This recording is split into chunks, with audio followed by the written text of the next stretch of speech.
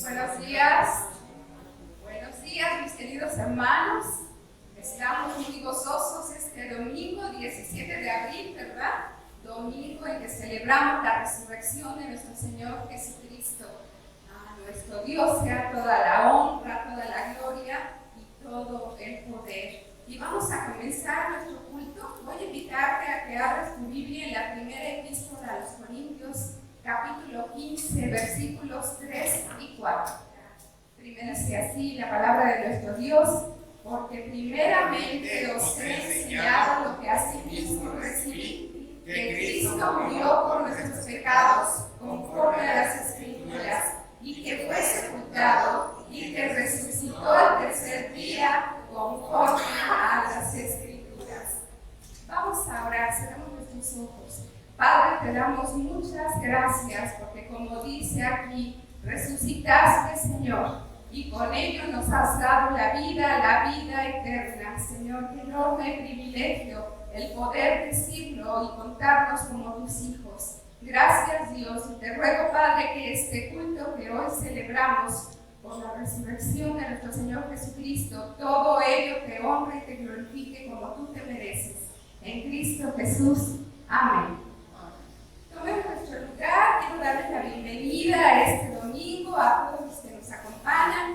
La mayoría somos de casa, aunque pues tenemos el gusto de ver hoy a la familia de Karen, de su esposo y sus niños que hoy están acompañándonos en este domingo especial. Saluden con mis hermanos, seamos fraternos, y entre nosotros pues también, gracias a Dios porque hoy estamos aquí. Y quiero leerles este domingo, esta semana que acaba de terminar más bien, nuestra hermanita Carmen Ávila Prudente cumplió un año más de vida. Gracias a Dios, no está entre nosotros ahorita, pero si le hiciste una llamadita, si no se la has hecho, pues acércate y felicitemos, la verdad, que reciba de nosotros un cariñoso saludo. Nuestro culto vespertino va a ser por la plataforma Zoom, lo vamos a transmitir a las 6 de la tarde, así que estás cordialmente invitado. Después de aquí puedes ir a tu casa a comer, pero a las 6, si tienes tiempo y deseas seguir alabando al Señor con nosotros, conéctate. Es un día especial para nosotros los cristianos. Hoy es un día en que tenemos que estar como familia recordando que Dios envió a su Hijo para salvación nuestra. Jesucristo resucitó y vive, y nosotros con Él. Dice también, el miércoles de oración tenemos nuestra videoconferencia por Zoom a las 6 de la tarde también. Miércoles 20 de abril estás invitado a que te conectes con nosotros, que mandes tus motivos de oración. Si tienes algo en particular por lo que quieres que oremos, nosotros podemos interceder también por ti, y puedes enviarlos por el vía WhatsApp o entregárselos al pastor también, y con mucho gusto los tomaremos en cuenta. Y el viernes 22 de abril a las 7, pues no sé quiénes han escuchado las reflexiones del pastor, pero cada viernes está ahí también para que el espacio tú puedes escuchar y compartirlo también en tus redes de contactos.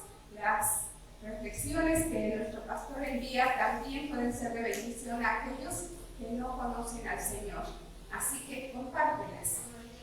Y vamos al punto de la alabanza. Pongámonos de pie, mis hermanos.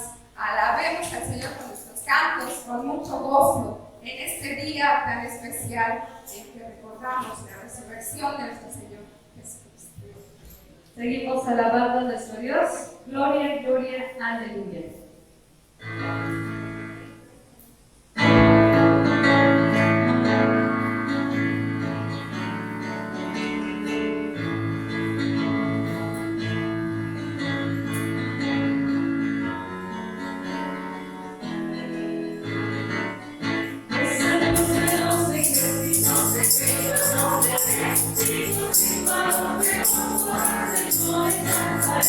En el cielo de la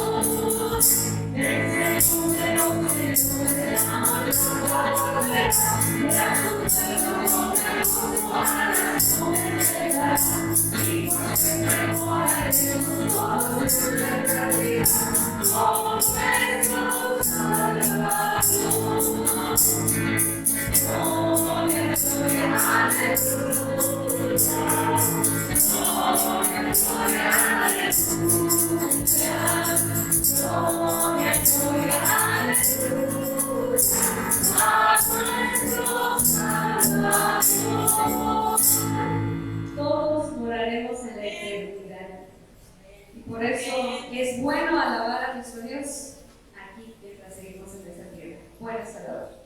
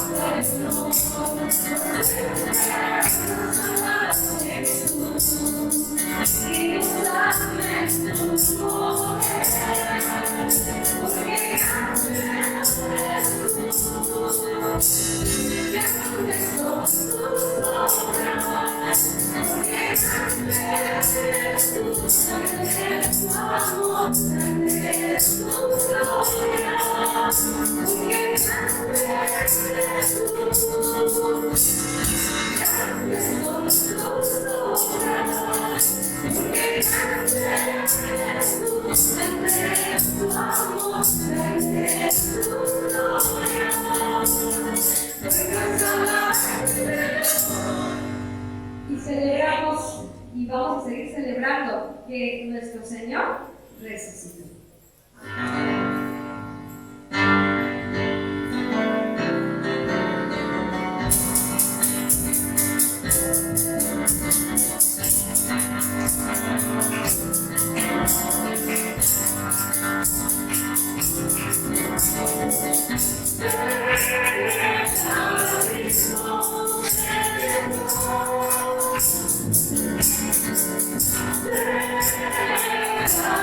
Cristo,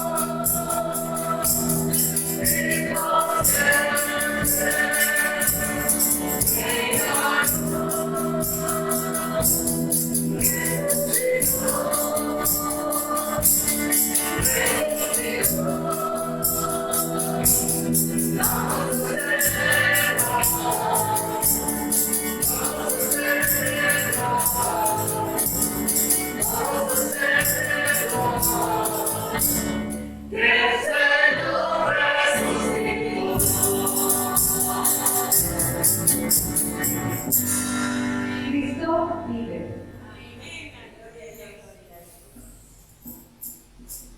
Así es, no hay mejor espacio el día de hoy en que los cristianos puedan estar que en su casa celebrando la resurrección de nuestro Señor Jesucristo. Así estamos de fiesta hoy en todo el mundo, los que creemos que Jesús resucitó.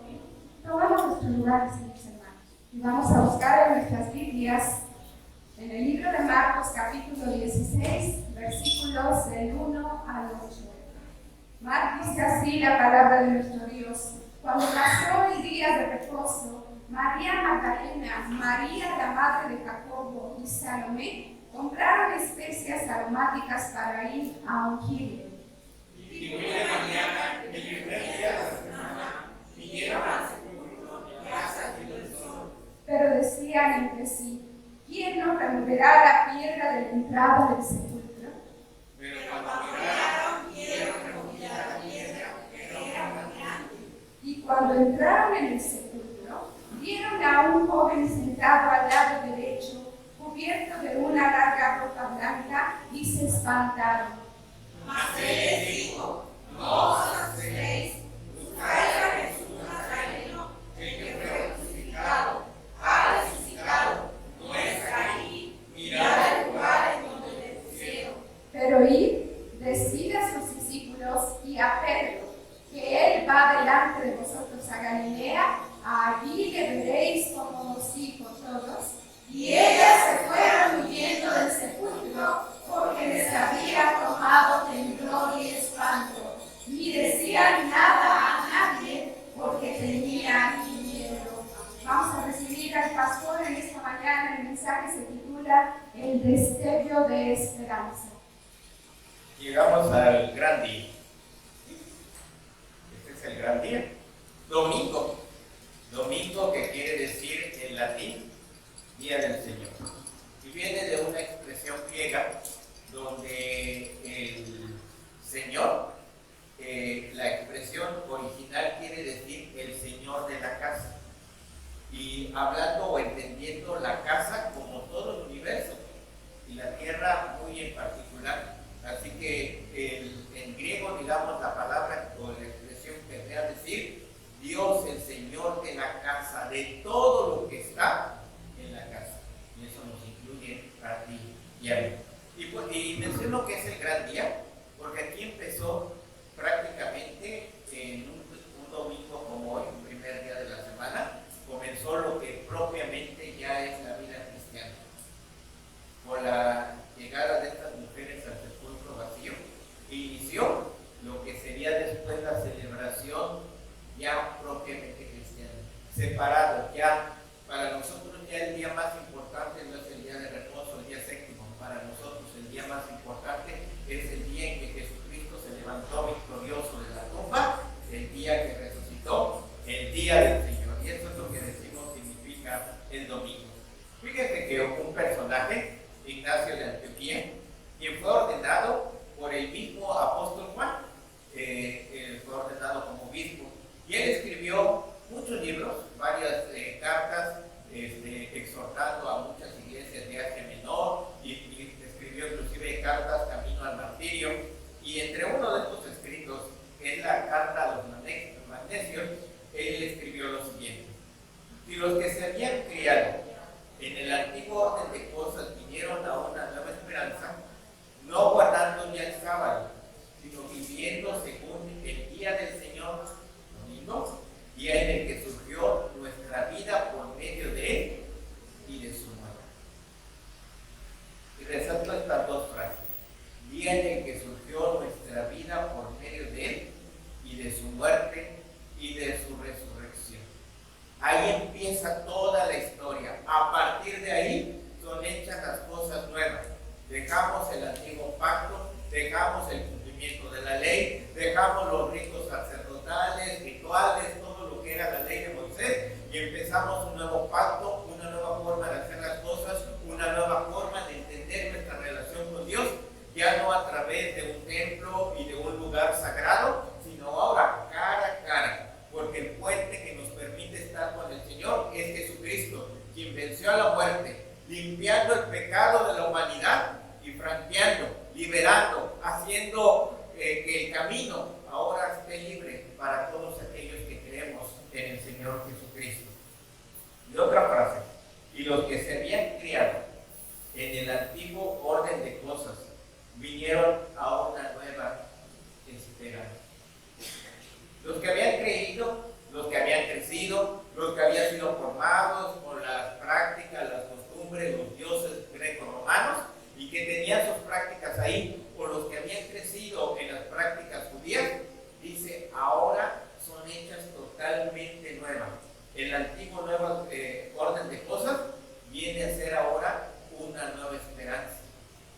Ahora caminamos siguiendo al invisible, siguiendo al vencedor de la tumba, siguiendo a aquel que se levantó de la muerte para ofrecer un camino de esperanza, de vida y de vida eterna. Que comienza el día que nos encontramos con el Señor. Para estas mujeres y para los discípulos, el día que reconocieron que el Señor Todopoderoso había vencido el mayor enemigo que tiene el ser humano, la muerte. Porque si algo tenemos seguro los seres humanos, es que al nacer moriremos, unos antes, otros después, y que ese era el juicio de Dios. Pero ahora ya el juicio lo tomó Jesucristo, y tú y yo ya no moriremos. Y aunque muramos aquí físicamente, no moriremos para la eternidad. Como explicábamos el viernes, la relación permanente, continua con el Señor, inicia el día que tú le conoces, el día que el Señor te llama, y no termina nunca más. Y a partir de ahí está este camino abierto de esperanza. Por eso decimos que con la resurrección surge un destello de esperanza. Un destello de esperanza para ti, para mí y para toda la humanidad. Es decir, algo que no podía solucionar la ley, que no podía solucionar los ritos, que no podía solucionar nuestra penitencia, Jesús lo ha resuelto. Liberarnos de la esclavitud del pecado y ofrecernos una nueva vida para la gloria de Dios. Y todo empieza con ese destello de esperanza, como una chispita. Y aquí en Acapulco es algo que veo que gusta mucho porque estamos en un lugar abierto, hay viento, la comida al aire libre,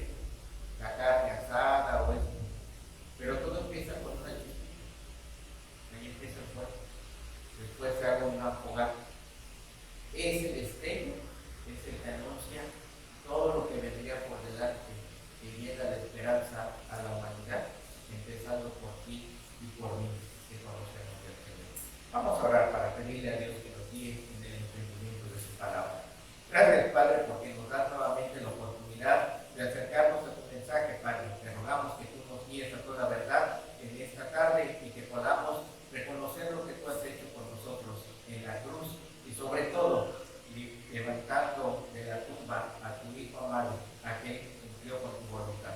Gracias porque a partir de ahí tenemos esperanza para nuestra vida. En el nombre de Jesús. Amén.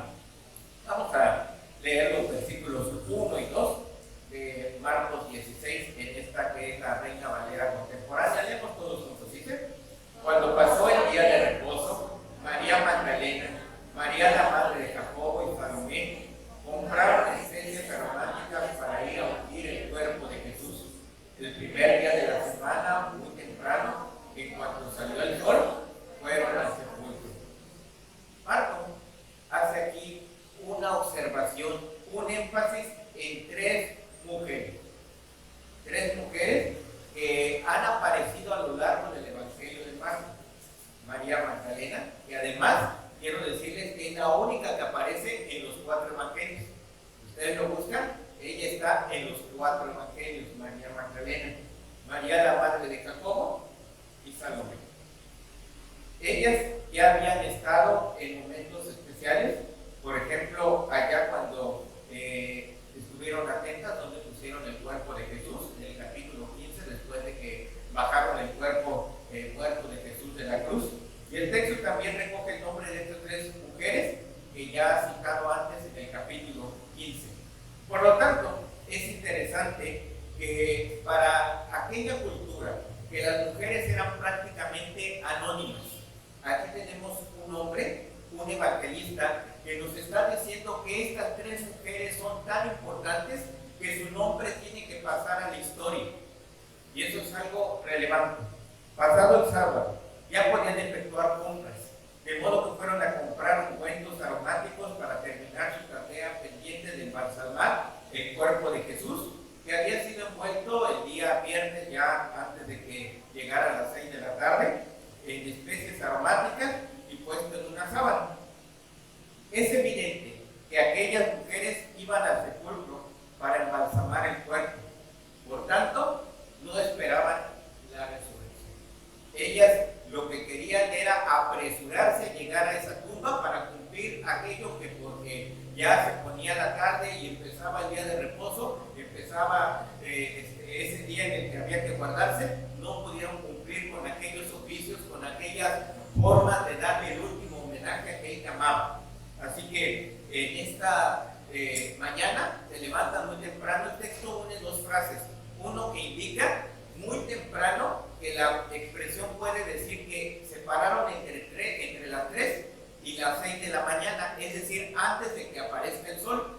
Pero después completa la frase y dice que cuando ya apareció el sol, iban camino a la tumba. Lo importante es que ellas se prepararon muy de mañana, como tal vez lo tuvimos que hacer hoy, domingo. Nos preparamos antes de que levantara el sol para ir a lavar y juntarnos con otros hermanos y hermanas que tienen una fe, una confianza, una esperanza como nosotros la tenemos. Y después de 2 años, pues fue muy emotivo. Le veníamos comentando allí en el carro, a mí que me ha tocado estar abajo observando pues toda la gradería. Resulta que los últimos 2 años antes de la pandemia, pues no se llenaba en Comunidad del Mar. Convocamos a las mismas iglesias, pero yo no sé si el Señor en estos 2 años algo nos habló, algo nos quiso decir. Y los que estamos aquí, que sobrevivimos, pero que escuchamos las noticias trágicas y que sabemos el valor tan importante de la vida, porque a lo mejor algunos estuvimos por ahí en peligro, otros lo pasamos con familiares y otros que ya no están. Después de 2 años, con mucho gozo, con mucha alegría, con mucho fervor, realmente se notó que había mucha algarabía en el pueblo. Bueno, gracias al Señor por eso. Bien, al llegar entonces a este lugar, las mujeres pues iban con una cierta incredulidad. Y saben, esa incredulidad es precisamente una evidencia de que no contaban con la resurrección, pero también es una evidencia que acredita que las testigos, en este caso estas mujeres, realmente fueron testigas de lo que había pasado ahí. Resulta que ninguno de los pasajes de la Escritura, ninguno de los evangelistas nos explica exactamente qué ocurrió. Vemos los efectos. Abierta la tumba, un cuerpo que no está, y de acuerdo a los evangelios hay unos que dicen que fueron dos ángeles, uno fue un ángel, pero ellos dan testimonio que ya no está al que están buscando. ¿Por qué? Porque regresó a la vida, ha resucitado. Así que precisamente cuando algunos quieren negar que esto realmente ocurrió, esas mujeres fueron allá incrédulas, y precisamente su incredulidad es testimonio de que ellos no esperaban que pasara algo sorprendente en ese lugar. Ellos esperaban encontrar un cadáver al cual rendir los últimos honores. Estas mujeres y los discípulos son herederos de las enseñanzas sobre la vida y la muerte que desde tiempos inmemorables se han enseñado al pueblo, y a pesar de haber oído de la misma boca del Señor que moriría y que resucitaría al tercer día, ante la tumba del Maestro, toda esperanza ha muerto. Ustedes se pueden imaginar el cuadro. Después de que descolgaron a Jesús, guardaron silencio mientras lo llevaron a este sepulcro, lo metieron, y estas mujeres, entre conmocionadas, el llanto, el dolor, la despedida, ellas no esperaban una resurrección. Para ellas había llegado el fin de aquel que tanto amaba. Así que lo que tenemos aquí en esta escena es lo que podríamos llamar un último acto de amor, un acto de despedida, un homenaje para aquel que tanto les había dado. Es comprensible que estas mujeres desearan una última oportunidad para demostrar su amor por el Maestro y Señor. Debido a que el pueblo judío no embalsamaba los cuerpos de sus muertos como lo hacían otras culturas, la unción era una práctica que surgía de la necesidad de mitigar el fuerte olor de un cuerpo en descomposición. Era honorable hacer eso. Ahora, podemos criticar su falta de fe en las palabras de Jesús y que Él volvería a la vida, pero nunca podemos criticar que no tuvieran un amor apasionado por el Señor. Eso es indiscutible. Hay que reconocer su amor y su lealtad excepcional. Ellas estaban en el Calvario cuando murió Jesús. Estaban en el huerto de José de Arimatea cuando el Maestro fue sepultado. Y ahora, muy temprano por la mañana, aquí están una vez más para ungir el cuerpo del Señor. Y surge la siguiente interrogante: ¿y dónde estaban los 11?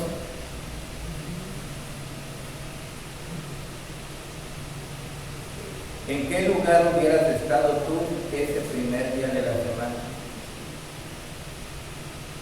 ¿Hubieras acompañado a esta mujer? ¿Hubieras estado lamentándote de los acontecimientos? ¿Agazapado rogándole al cielo que no fueran a buscarte por ser seguidor de Jesús? ¿O de regreso a tus actividades cotidianas? Porque esas mujeres eran madres, eran esposas. Y a ver, díganme aquí las que son amas de casa, ¿cuántas vacaciones pagadas tienen? Puentes vacacionales, aguinaldo. ¿Verdad que no? Todos los días. Y lo voy a decir con todo respeto, pero hasta el 10 de mayo hay muchas que reciben a sus hijos que vienen de lejos, y ese día hay que hacer la comida, lavar los trastes, porque todo lo que dejaron ahí, vinieron, dejaron los regalos, pero también dejaron un montón de trastes y cosas. Porque hay algunos que ni siquiera, solamente alcanzan a decir ya se nos hace tarde, y dejaron todo el sitio. Así que esas mujeres no podemos decir que no estaban ocupadas, pero ellas decidieron estar ahí porque amaban al Maestro. Los otros, en el miedo, lamentaban lo que había ocurrido y estaban en su duelo, o algunos tal vez ya se estaban regresando a sus actividades anteriores a conocer a Jesús. Con profundo amor, las mujeres estaban buscando darle el último servicio a aquel que habían amado tanto en la vida. Continuamos con Marcos, versículos 3 y 4. Leamos juntos. Dice: y unas a otras se decían: ¿quién nos quitará la piedra para entrar al sepulcro? Pero al llegar, vieron que la piedra ya había sido removida, a pesar de que era muy grande. Mientras caminaban y se acercaban al sepulcro, probablemente iban platicando entre ellas y expresando unas a otras su preocupación. Son 3 mujeres. Si ya tenían hijos adultos, ya no eran tal vez muy jóvenes. 3 mujeres solas en la madrugada. ¿Cómo le vamos a hacer para entrar a esa sepultura? Y además el texto nos ayuda ahí, ¿no? Porque ellas estuvieron, no se quedaron allá en la zona de la crucifixión, estaban ahí en el jardín de José de Arimatea, así que se dieron cuenta de la dimensión y de lo que se puso ahí para cerrar ese sepulcro, de tal manera que probablemente en el camino venían preocupadas, platicando, y ahora cómo le vamos a hacer. Pero eso no importó, ellas se pusieron en marcha. Allá van las 3. Lo que les inquietaba era abrir la tumba y remover la piedra que bloqueaba la entrada y que dice que era de gran tamaño. Hay algunos que dicen que se requerían hasta 20 personas para mover esa piedra. No lo sé, eso es una nota que han hecho algunos códices, algunos comentaristas. Pero de todos modos, imagínense, era grande para cubrir un espacio donde uno entraba de pie y varias personas. Así que la roca debe haber sido bastante grande, tal vez más grande que nuestro portón. Ahí. Probable no era tanto el peso, sino también la guardia, ¿sí? Porque también hay que contar, había una guardia especial puesta para custodiar la tumba.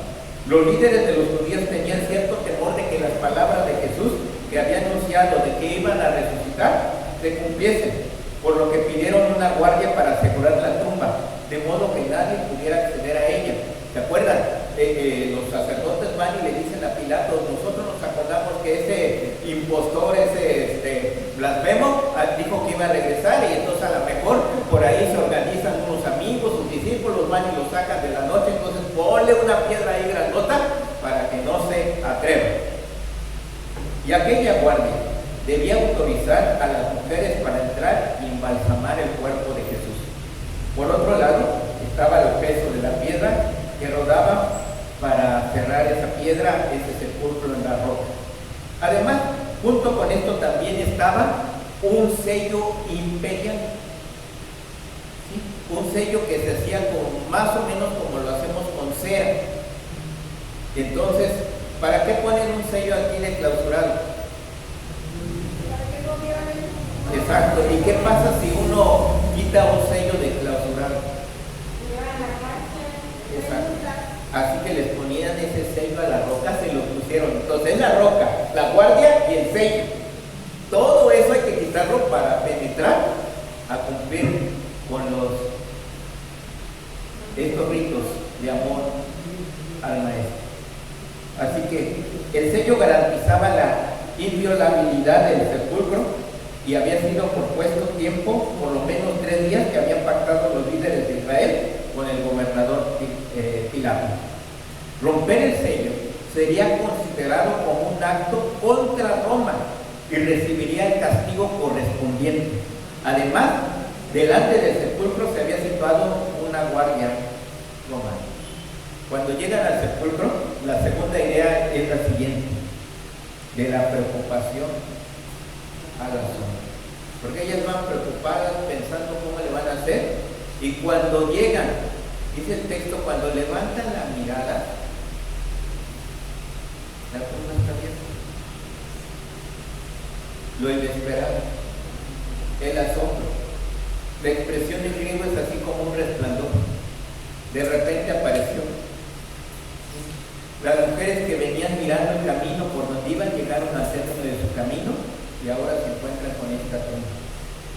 Al dirigir sus ojos, la tumba está abierta.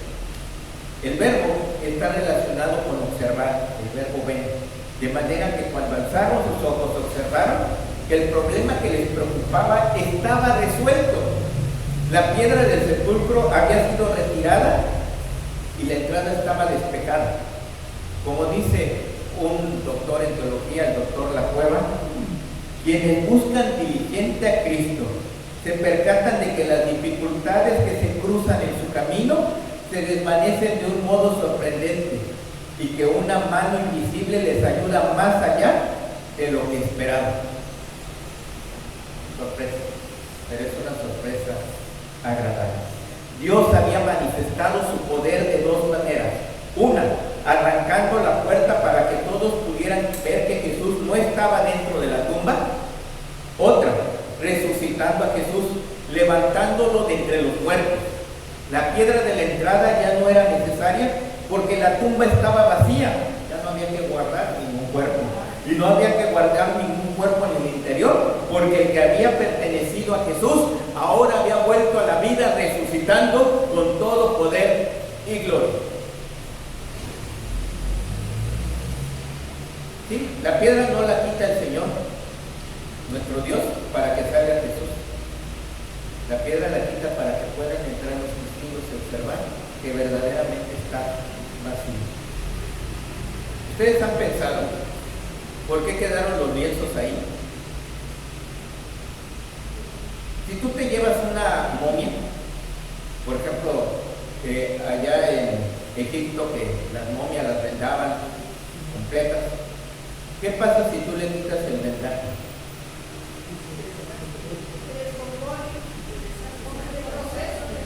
Se descompone, se arranca la piel, quedan las marcas, ya no te puede llevar el cuerpo perfectamente en buen estado, completo inclusive.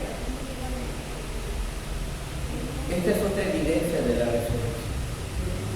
Ese cuerpo ya no necesita esas venas. Lleva 3 días.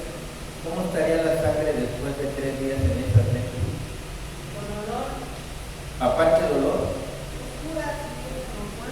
¿Nunca te has puesto una gasa sobre una herida abierta? Y cuando intentas quitártela, y duele.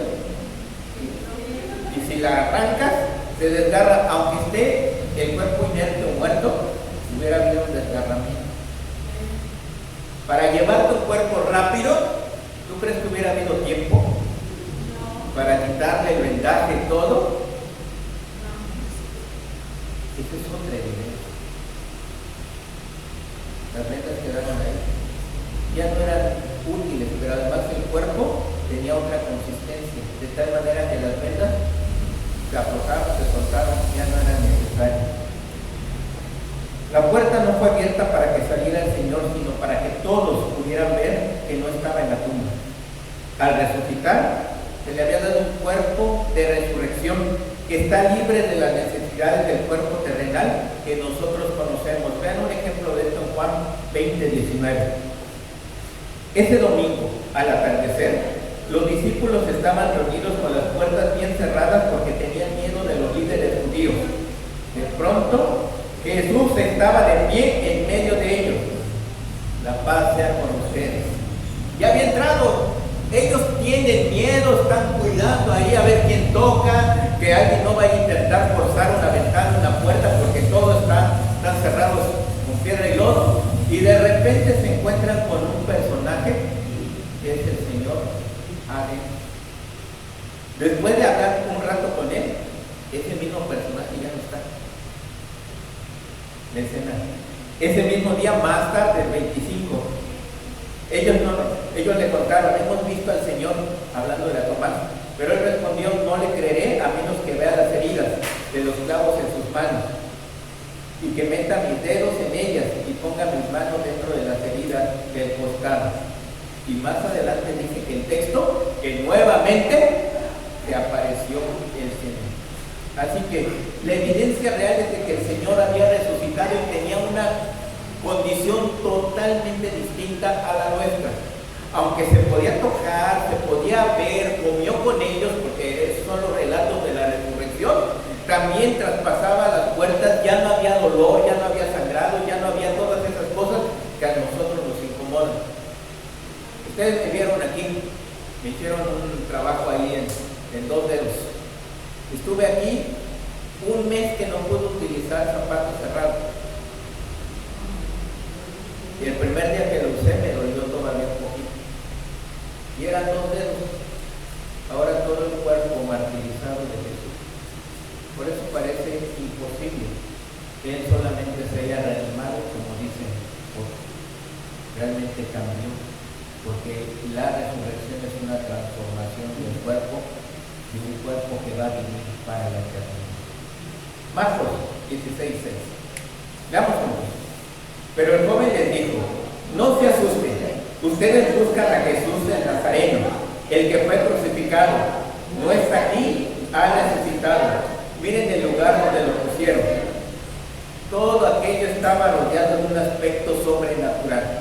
La tumba había sido abierta por el ángel, y el varón vestido de blanco resplandeciente infundía un reverente respeto, de modo que las mujeres quedaron atónitas de espanto.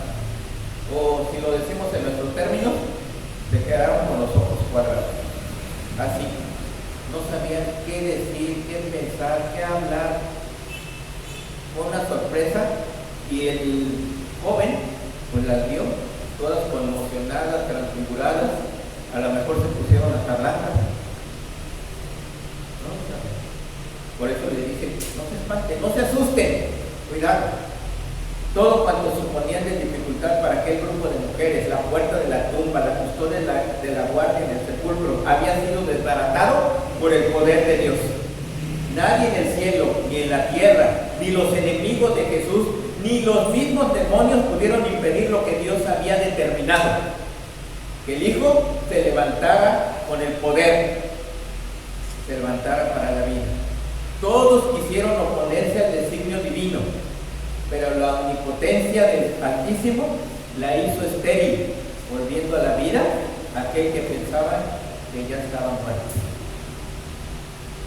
Los malvados religiosos de aquel tiempo pretendieron eliminar a Jesús, acabar con su ministerio y cancelar su obra, pero ellos eran los derrotados, mientras el victorioso Señor resucitado de entre los muertos mostraba a todos una tumba vacía, que era el mejor testimonio de la vida y de la vida en plenitud de este resucitado. Así que la tercera idea: ante unas mujeres asustadas, un destello de esperanza. Ante unas mujeres que no comprenden qué está pasando, el ángel les dice: despierten, el Señor las va a volver a encontrar, ha vuelto a la vida, el que ustedes aman, el que viene desde Nazaret, por eso lo identifica. Ustedes saben perfectamente quién es, porque lo conocen. Ese es el mismo que se ha levantado con poder, y lo van a volver a ver. Y está el destello de esperanza. No está aquí, porque vive, y vive para siempre, y lo van a volver a encontrar. Así que aquellas mujeres asustadas ahora brillan con este destello de esperanza. El ángel habla con ellas, invitándolos a dejar de estar asustadas. Marcos utiliza el mismo verbo que usó para decir que estaban espantadas, pero ahora en términos: dejen de estar espantadas. El ángel que estaba en el interior del sepulcro habló a las mujeres, llamándolas a tener confianza y a vencer el miedo. Ellas habían venido con un propósito: ungir al Señor, pero el Señor no estaba en la tumba donde lo buscaron. El ángel les hace notar que sabían a qué habían venido. Buscan a Jesús, el de Nazaret, que había sido crucificado. De esta manera, el escritor sagrado Marcos expresa con toda precisión a quién buscaba, usando 2 artículos, de donde literalmente se puede decir el Nazareno, el crucificado, de modo que Jesús de Nazaret es también el crucificado, para identificarlo, para que case, para que estén conscientes que es la misma persona. Jesús había sido resucitado. Por tanto, al no estar allí, estaban buscando en un lugar equivocado, porque ellos fueron a buscar un cadáver. Estaba en el sitio, sí, en el sitio donde creyeron que se le iban a encontrar, pero ahí no está el cuerpo, ya se había levantado. El apóstol Pedro, predicando el primer mensaje del Evangelio en la historia de la iglesia, proclama ya en Hechos 2:32: Dios levantó a Jesús de los muertos y de todos nosotros somos testigos, porque Pentecostés se da 50 días después de la resurrección, así que muchos de los que están ahí eran testigos, habían estado esos 40 días que estuvo después Jesús entre ellos, habían escuchado, habían visto, habían experimentado, habían platicado, Jesús mismo les había abierto las escrituras y les había explicado: este soy yo, y se está cumpliendo lo que se había dicho. Así que cuando está ahí, fíjense bien, él dice: ustedes son testigos, todos los que están ahí en el atrio el día de Pentecostés. Y con todo y el coraje, porque ahí estaban Anás y Caifás y muchos de los que tuvieron que ver con el consejo para enjuiciar a Jesús y llevarlo a la muerte, observan bien que nadie pudo desmentir la evidencia. Nadie dijo: no es cierto, estás equivocado, es falso, allá lo tienen. Nadie pudo.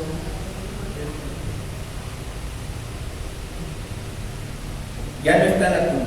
Lo único que quedaba era el lugar donde lo habían puesto. Así que el ángel invita a las mujeres para que se fijen en el lugar donde había sido puesto el Señor, que estaba vacío. La tumba ya no contenía ese cuerpo.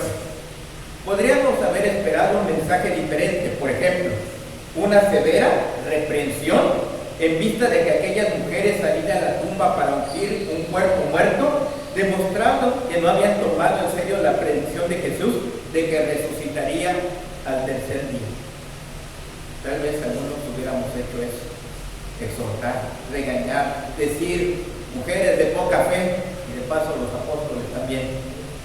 Pero ya todo había sido perdonado y borrado por el Salvador resucitado, porque debemos tener presente que no fue el mensajero celestial quien creó el mensaje de aliento, fue el mismo resucitado.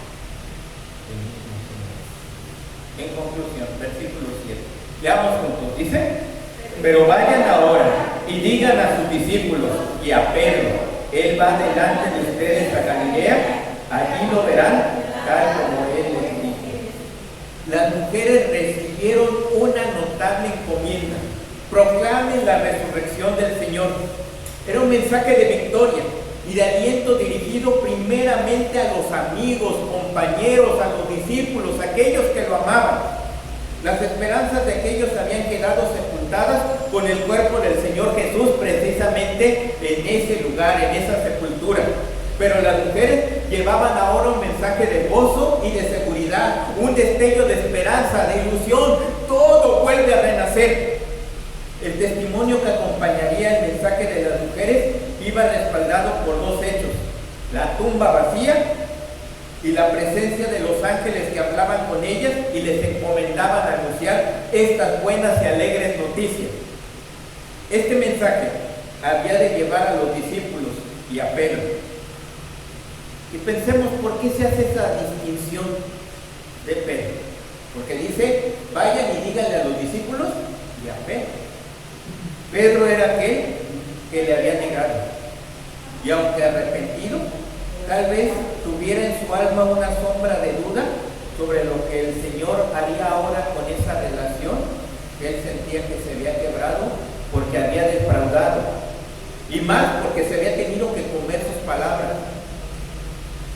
Cuando somos muy entrones y hablamos de más y decimos esto y no lo podemos cumplir, ¿cómo nos sentimos? No solamente te quieres esconder, que nadie te ve, eres un gusano, una cucaracha, miserable. Todos te van a señalar: tú que eres. Y Jesús, porque inclusive el texto dice que cuando Jesús los iba siguiendo y cuando llegó el momento en que cantó el gallo, dice que Jesús lo volvió a ver. No dijo nada. Pero él salió, inmediatamente siguió ese rayo, la mirada de Jesús, y fue a llorar amargamente. Pedro era considerado uno más con los otros apóstoles. No lo había desechado el Señor, sin reservas, sin condiciones. La falta del pecado había sido cancelada como consecuencia de su confesión en medio de las lágrimas que expresaba, sin duda alguna, un arrepentimiento genuino. Esta fue la diferencia entre Judas y Pedro. Porque no cabe duda que si Judas hubiera arrepentido, Judas también hubiera seguido siendo parte de los dos. La diferencia es que Judas fue y se ahorcó, y Pedro aceptó el dolor del arrepentimiento y pidió perdón. Y ahora que Jesús resucitó, Jesús piensa en él, en el dolor que tiene, en la afrenta, en eso que no lo puede ver ni a la cara. No tiene cara para ser verdad. Por eso Jesús le manda el mensaje: Pedro, tú sigues siendo de los míos, tú sigues siendo de mí. Y fue terrible lo que pasó, pero yo te amo, por eso morí en la cruz. Y el Señor nos sigue diciendo eso aquí y a mí. El apóstol aprendería con todo la lección sobre el amor fraternal que le sería tan necesario luego en su ministerio apostólico y pastoral. Todo cuanto rodea la obra de Dios es siempre un entorno de gracia y de misericordia, no por lo que tú y yo somos, sino que a pesar de lo que somos, el Señor murió por ti y por mí. Las intenciones que le habían llevado al sepulcro eran buenas y aún loables, pero la dirección para buscar a Jesús eran equivocadas. No podían buscar entre los muertos al que vivía. La tumba no era el lugar para un vivo, sino un sitio para un cadáver. Pero junto con el mensaje y el hecho de una tumba vacía, el ángel les instruye para subir a Galilea, porque el Señor iba delante de ellos a aquel lugar, como les había dicho allá en la última cena, capítulo 14, versículo 28, y lo pueden revisar ustedes. ¿Por qué en Galilea? ¿No estaban ellos más cerca del lugar donde había resucitado, allí en Jerusalén? Estaban a unos kilómetros afuera más o menos. La primera razón es que las palabras de Jesús tenían que tener cumplimiento, según había anunciado. Él había dicho que regresarían a Galilea. Pero además, Galilea era un lugar muy especial para los discípulos. Allí había comenzado el ministerio del Salvador con la predicación del Evangelio. Allí había tenido lugar el encuentro con los pescadores cuando los llamó y les dijo: síganme, sean mis discípulos y los haré pescadores de hombres. En Galilea se habían producido milagros admirables que habían impactado a los 12, como hemos venido viendo en estas semanas en el Evangelio de Marcos. Fue en ese lugar donde Jesús pronunció las enseñanzas más directas a los discípulos. Y era también el lugar del testimonio y de la confesión de quién era Jesús, porque ahí, en sus caminos, Pedro dijo: tú eres el Cristo, el Hijo de Dios viviente. En aquel lugar de tantos recuerdos, sería el sitio donde iba a tener un encuentro con el resucitado. No sería en Jerusalén, donde le despreciaron y lo mataron, donde fue rechazado y cuestionado, sino en los lugares del norte, donde había sido aceptado y recibido por aquellos que eran sus discípulos.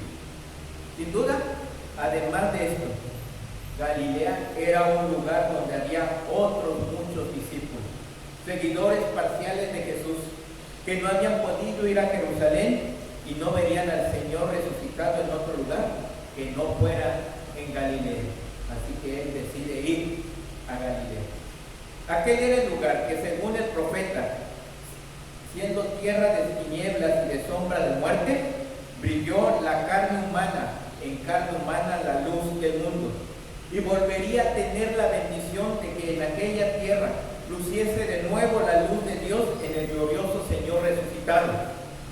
Luz que ya no se extinguirá nunca más. El mensaje contiene palabras de aliento y seguridad. Allí le veréis. Simplemente se anticipa a ellos en el camino y les espera en Galilea. Por eso decimos que esta escena es un destello de esperanza, porque todo vuelve a cobrar vida, sentido, visión, propósito,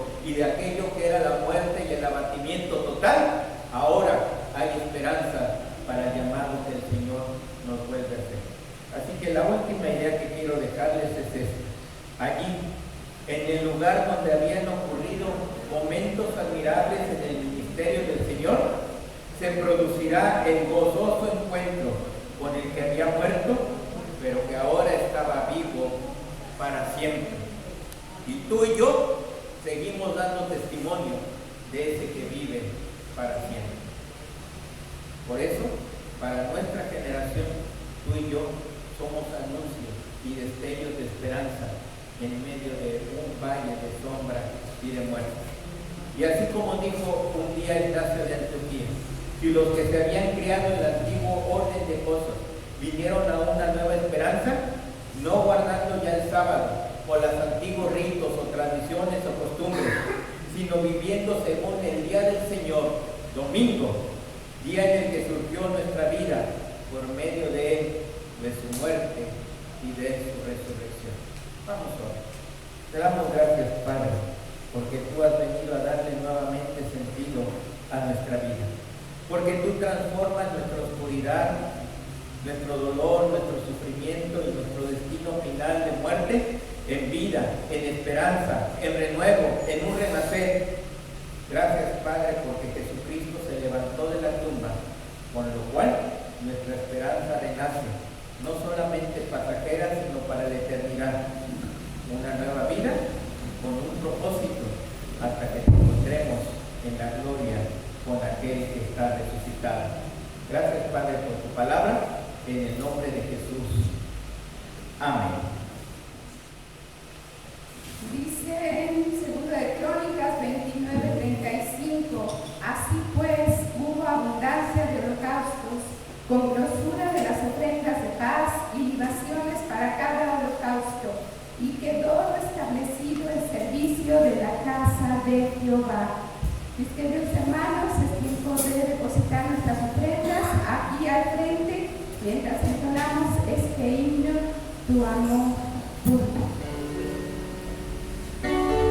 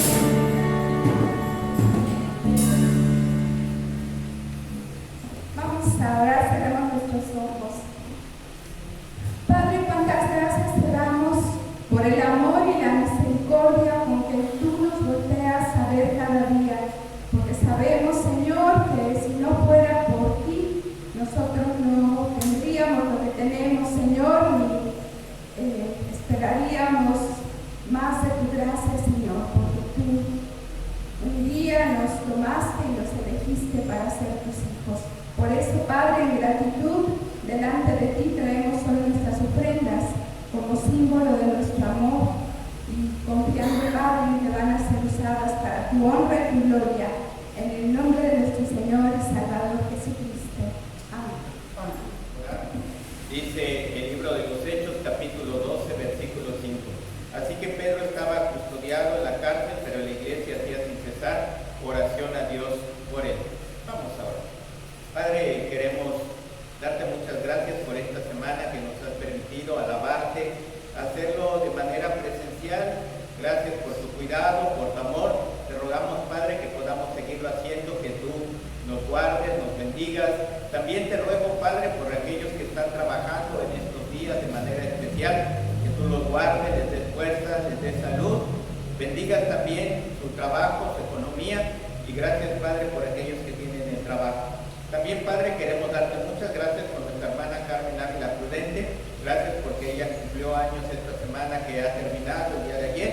Te alabamos por eso y te rogamos que le sigas bendiciendo y guardando. Ponemos en tus manos la salud de Pompeya Sánchez, la mamá de nuestra hermana Aurora, quien está en su tratamiento de riñones. Te pedimos, Padre, que tú tengas misericordia de ella, de tal manera de que no pase una etapa más crítica, más difícil. También ponemos en tus manos la vida de nuestra hermana Blanca Estela Rangel. Te damos gracias, Padre, por los resultados buenos de su salud. Dentro de lo que cabe, te rogamos por los tratamientos propios de la edad. Te pedimos, Padre, porque tú la sigas fortaleciendo para que ella te sirva como es su deseo. Seguimos pidiendo, Padre, por Esther Maldonado, la hermana de nuestra hermana Esperanza, quien se encuentra en recuperación de la cirugía de hernia hiatal. Padre, te pedimos porque tú le fortalezcas, le guardes y le permitas, Padre, tener una buena recuperación. Ponemos en tus manos la vida de Dora Luz, la amiga de nuestra hermana Miriam Camacho, que está batallando y siendo valorada por que el cáncer sea reactivado en su cabeza. Te pedimos, Padre, porque tú tengas misericordia de ella. También te rogamos por Miriam, porque tú le des palabra para acompañar a su amiga. Rogamos también por la salud de la mamá de Gerier Manuel Hernández, este muchacho que es de la colonia, que juega con los hermanos de la congregación. No sabemos cuál es el padecimiento de su mamá, pero sí podemos orar por ella. Tú sí lo sabes y te pedimos, Padre, que tengas buena voluntad para con ella.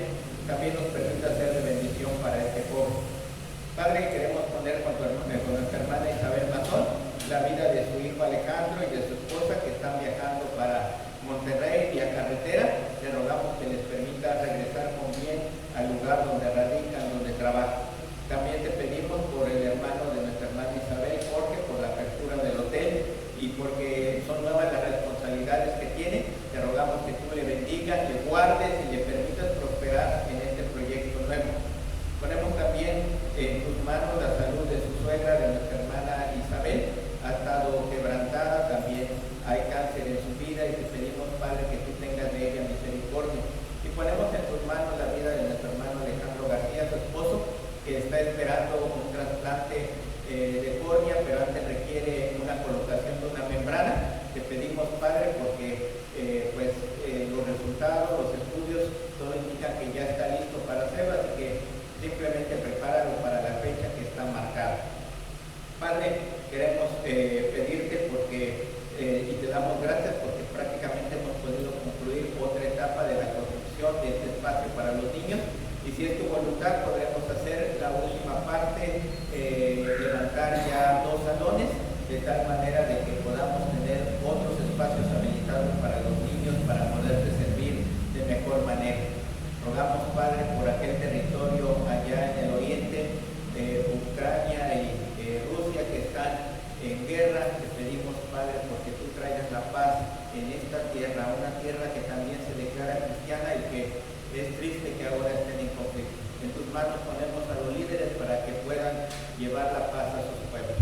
Y ahora, mis amados hermanos y hermanas, que la gracia de nuestro Señor Jesucristo, el amor de Dios el Padre, la comunión y pastoreo sea con cada uno de nosotros, nuestras familias, con esta congregación Emanuel y con todo su pueblo, ahora y siempre.